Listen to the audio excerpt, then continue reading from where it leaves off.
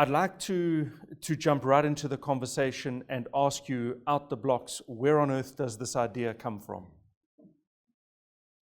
Yeah, Adrian, I find myself a bit emotional this morning because it's like coming back home for me.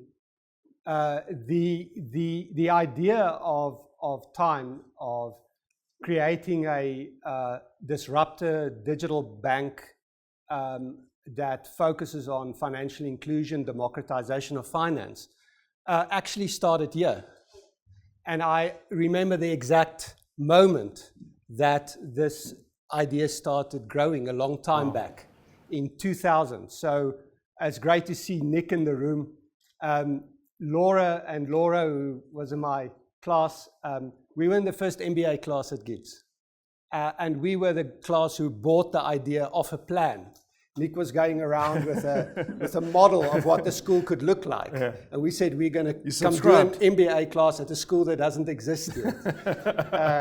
And I remember the day it started was we were writing macroeconomics. I was writing it, we were writing it in the auditorium. And in front of the class, there was a New York Times open. And there was a book review of a book by a Peruvian economist by the name of Hernando de Soto that had just come out. The title of the book was The Mystery of Capital. And one of the things we'd been grappling with in the course was how is it that in South Africa we've got political emancipation, but we don't have economic empowerment of people. And I just read this very well-written book review. It was like a summary of the book. And I thought this guy, Hernando de Soto, he got it. And the essence of his book was that people in emerging markets aren't poor because they don't have work ethic or because they don't have the right culture. Or lack entrepreneurial endeavor. Or lack entrepreneurial flair or anything like that. They were poor because structurally the economy did not support capital formation. And that if you could do things to create, to support capital formation, you could be a transformative power in the economy. And that's where the idea started. And a few years later, Nick allowed me... I want to interrupt you. Do things such as to facilitate this transformation? So his idea was that... We'll come back to Nick. So his idea was that poor people have capital. We just don't see the capital. So they have a house. Yeah. But they don't have ownership of the house. They don't have the papers, so nobody will give them. There's no title deed. They have qualifications. They can earn a living. They have a business. They're running a business, but the business don't have books. So you can't see how the business is doing. So you can't give them working capital for the business, or the banks won't because of the bank's risk appetite and so on. But and he described these 5 mysteries of capital, and one of them was what he called the mystery of missing information. He said the biggest problem with emerging markets is we can't see people. They're in the dark. They're in the dark world of cash. And if we can bring them into the digital world, we can see them. We can give them the tools they need to be financially successful. Which is a leapfrog from the physical, the traditional, historical, very formal banking. And this instantly democratizes. In the moment, democratizes access and presence and visibility. Yes. Okay. Yeah, we can talk a lot more about how that's evolved in the last 20 years. Okay, but let's just put a hold on that. I want to go back to, so the year is 2000. Yes. You're writing a macroeconomics exam and you're a lawyer. Yes. And you've got I'm going to go banking. So it takes me a long time to get with the program. So for 5 more years, at that point, I'd just been appointed CEO of Edward Nathan. It was then Edward Nathan Friedland, now Edward Nathan Sonnenbergs. I'd just been appointed CEO. It's a nice big job for a 30-year-old to have. So I kept with that. But at some point, I have a conversation with Nick. I was teaching ethics and governance, elective. And I said to Nick, I want to teach a new course, and this course about sort of doing business at the bottom of the pyramid. Another book came out by C.K. Prahlad on doing business at the base of the pyramid.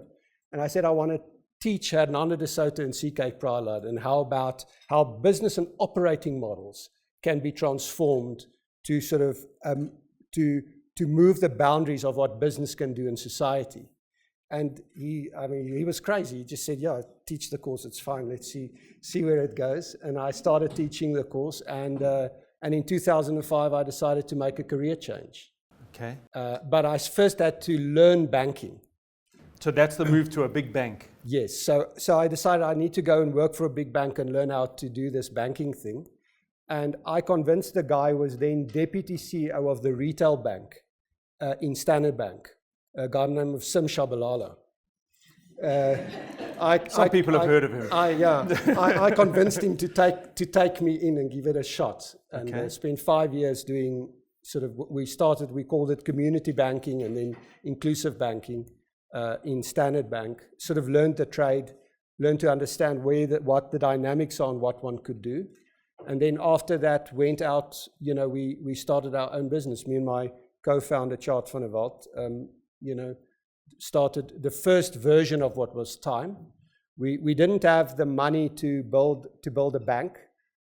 Building a bank is a capital-intensive exercise.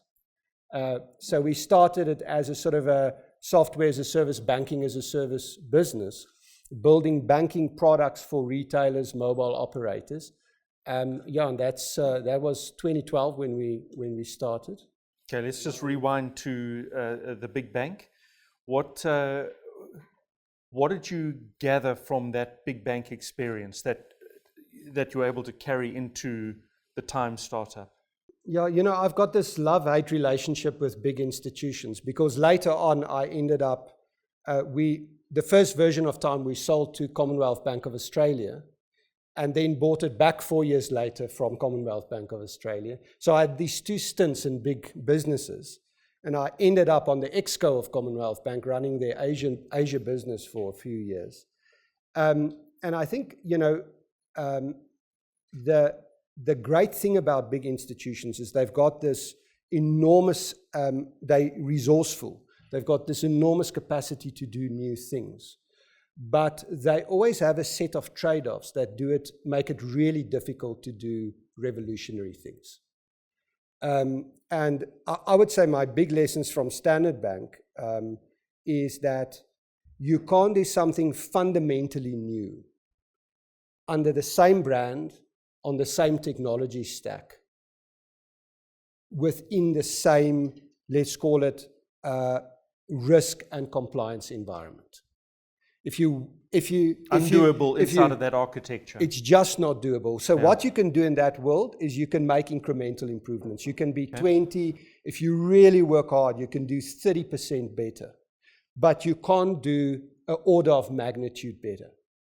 And we knew that in order to bank South Africans, we had to do an order of magnitude better. We had to do banking at 1/10 of the cost of the big banks. And to do that, you actually have to start fresh. So there was no way that they could get there. It was just physically impossible, technologically impossible.